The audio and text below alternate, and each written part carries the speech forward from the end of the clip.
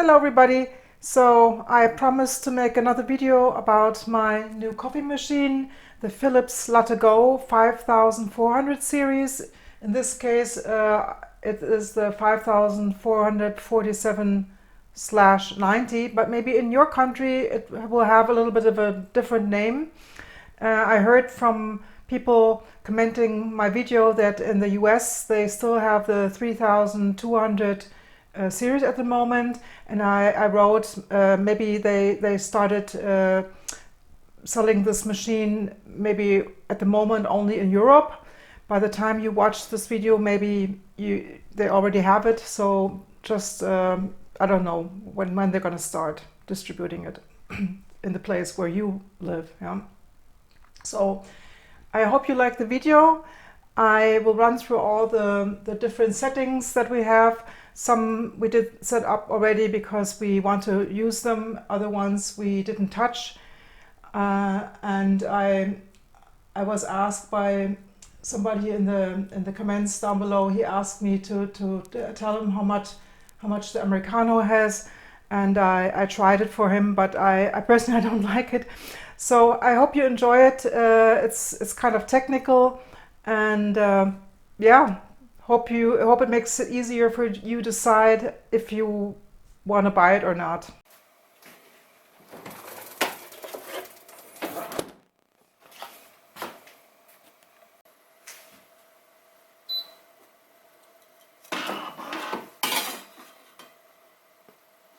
Here you can see how long it takes until it heats up to the end temperature.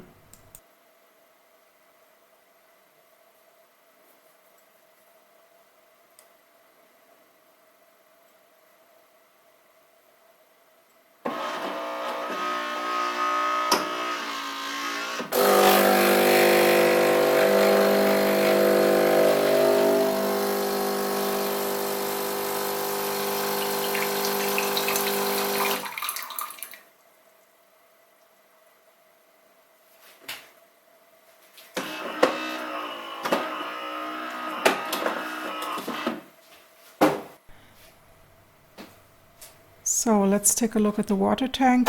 I emptied it out prior to the test. As you can see, there's a water filter inside.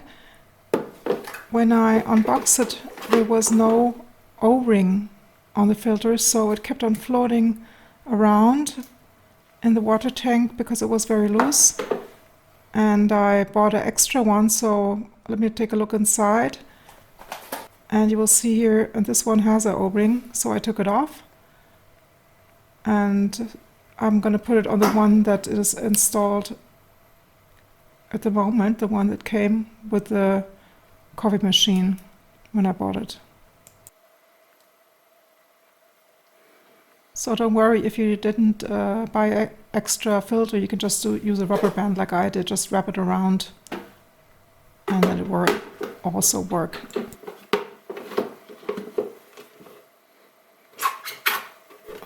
So with the O-ring, I see everything is okay, it doesn't fall out anymore. So let's test how much water fits inside. These both are filled with totally 1.7 liters of water, which I'm pouring in now.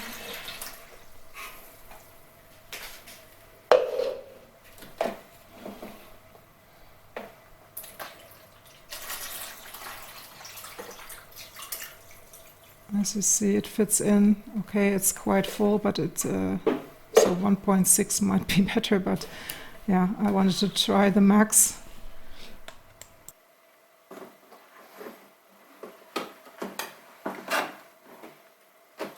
So let's look into the drawer. This is the Tresta container. It has notches on both sides and one side, so you can only put it in one direction. And let's look at the bottom. Not easy to see. I want to show. Yeah, here you see it is dishwasher safe. And the tray itself is too, but this one here isn't. But you can see it clearly. It's marked. So what I don't like about this is that this metal piece here is very sharp. They didn't round it off. And also here at the bottom. So they could have done the finishing on that better. So this is the little thing that shows you when there's too much water in there.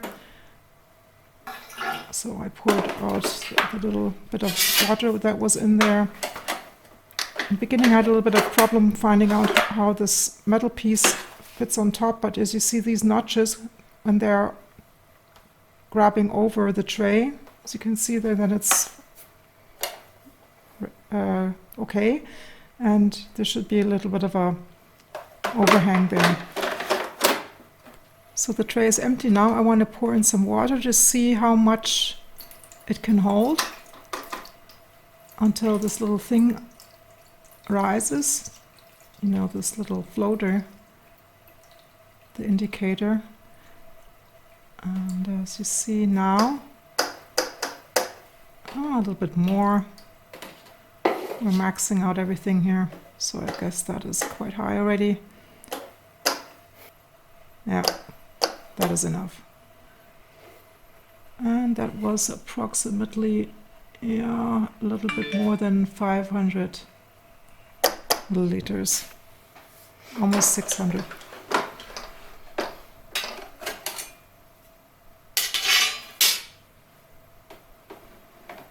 Because I had 1 liter in there initially. Let's take out the Trester container. I see already quite full. Let's pour it out. Let's put everything back together. Put in the Trester container. Put on the metal tray. This is the coffee container. There's a rubber sealing, which is very nice. As you can see, I haven't tested how much beads the container holds. The compartment is very shallow, but the beads don't get stuck. They slip forward easily. This is the, the grinding size. This is the compartment where you could put grinded coffee. And there we go. Let's put it back.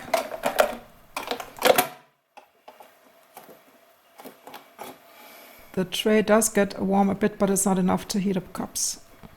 Let's take a look at the milk container. They should have put on some magnets. It's kind of wobbly, or hinges to keep it in place, but you get used to it. It's a pity that you cannot read the marks because they're in gray, and so you cannot read it. I think I will put on my own ones with a permanent marker. So let's take it apart. This is what it looks like on the inside. So this is where the milk goes in. It rises up. It is whirled around. Let's take a look at the other side. There's a rubber seal here, the light gray one. This is where the milk goes up and then goes through the nozzle. When you wash it, you cannot put it upside down. As you see, it will fall over, so I always put it on the counter like that. Let's put it together, and then you have to wait. You have to hear that sound, the click sound. Then you're sure that it is connected properly. What I like a lot is that you can store your own profiles. So my profile is green, and my husband is blue, and you have 2 other ones plus a guest setting, so 5 in total. Let's put in some milk. Let's put in a little bit more.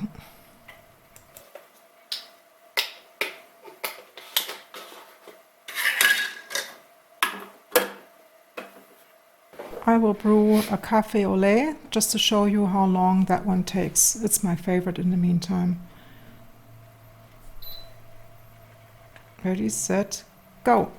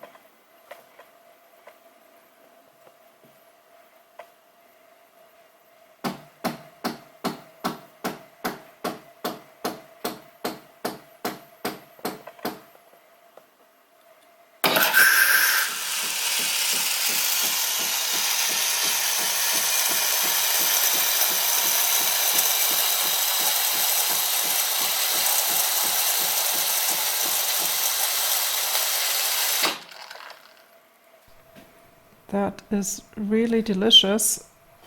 As you can see, perfect. The foam is very nice. It is very compact, as you can see. It doesn't slip from the spoon. I always like to put on some cinnamon sugar.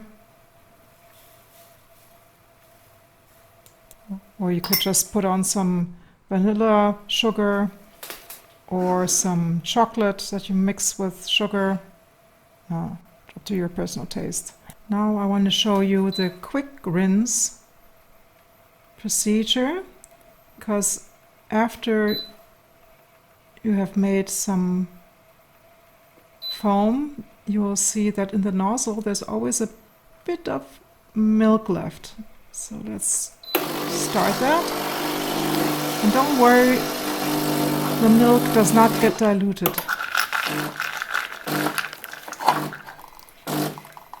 I don't know how that works, but it is pumped directly through the nozzle, not through the container. So if it's not clean enough for you, you can just take some paper towels that you cut in pieces and roll up, and then you can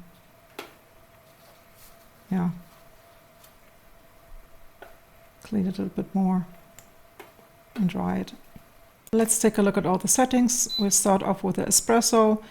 So this is up to your personal taste, I cannot really comment on what it should be like. Here you can see you can even add an extra shot. You could add a second coffee on the right hand side. That would be 2 coffee. This is the amount of water.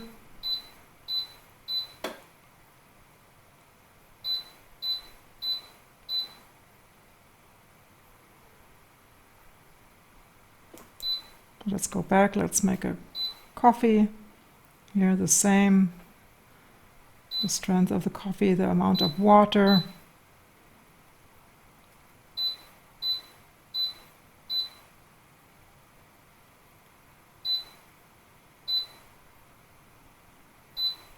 So here you could also brew 2 at a time.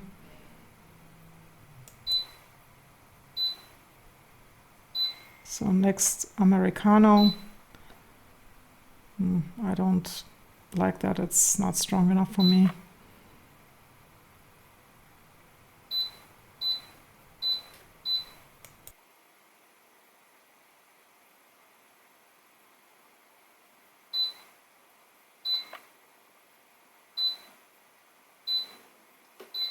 So next one, cappuccino.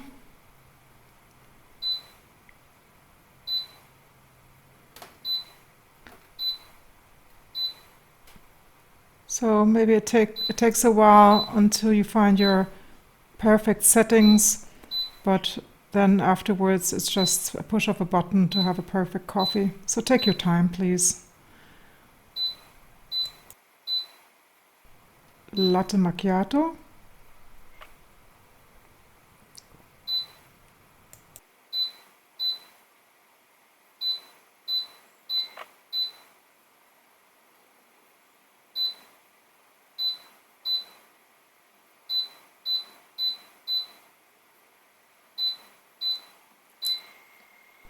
Cafe au lait.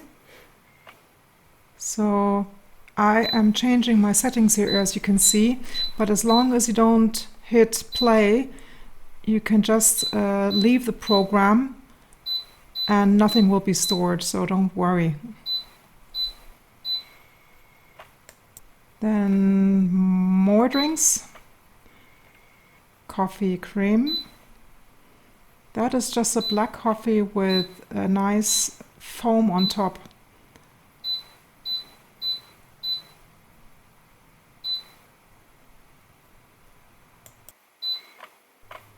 Next one is cafe latte. I don't like all that stuff with very much milk, so I didn't test that one. Nor did I test the latte macchiato, but my husband likes it a lot.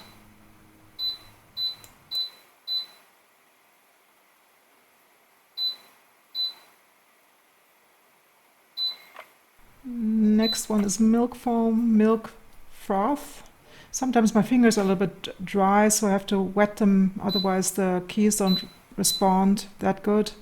But it's not only with this machine, other machines have that too. And then a travel mug. My husband, he does that once in a while when he drives with a car. So you can really fill up this big mug here. It's typical American, I guess.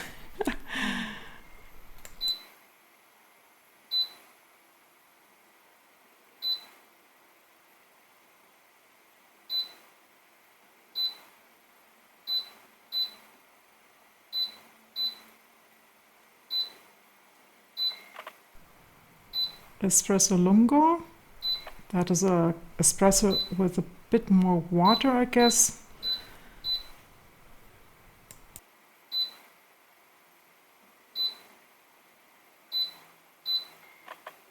Then ristretto is a very strong espresso. I cannot drink that, it is too strong for me.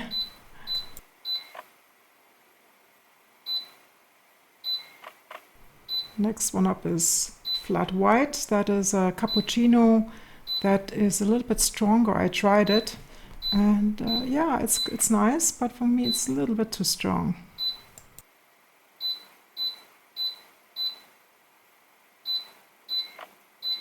Last but not least, hot water. So I used a big mug with 410 milliliters, which I try to fill up. And I speeded it up, so I think it took 1 minute and 15 seconds approximately. And the water does not get boiling hot. I think it would be perfect for a green tea.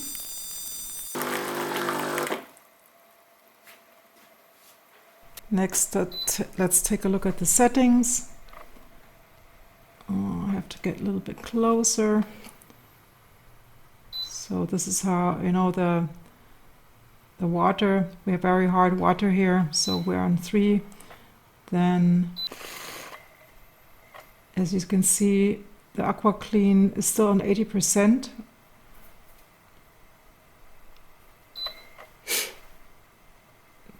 Then standby time we set up at 60 minutes.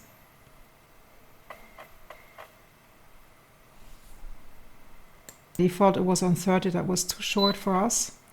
Then the brightness, I left it like it was.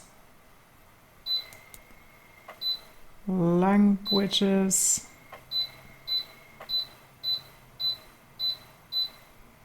So you have to press every time. It would be nice if you would just push the button and it scrolls up by itself, so I speeded it up a bit. You just set it up once and then you will never change it anyway.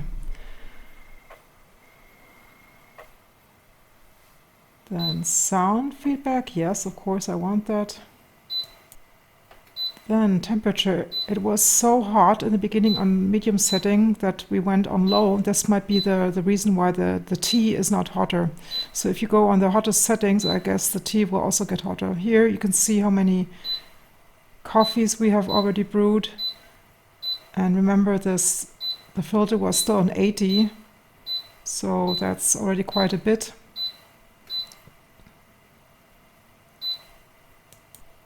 Front illumination, always on. I don't think it makes sense, but I'm testing it here for you, so it's always on.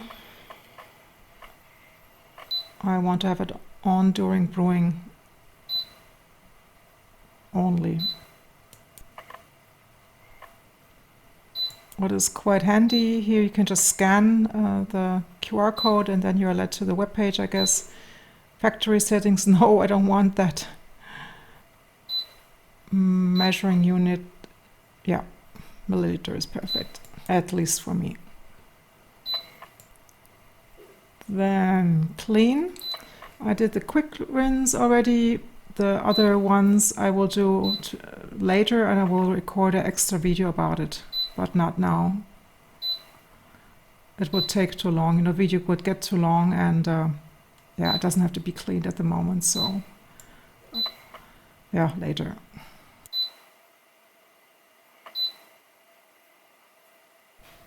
But I can show you what it looks like inside. I will take it out because the brew group you should rinse once in a while. I will, I guess maybe every 2 weeks, every 3 weeks, depends on how much coffee you drink. As you see, in the beginning it's not easy to get it out. I switched the machine off to do this.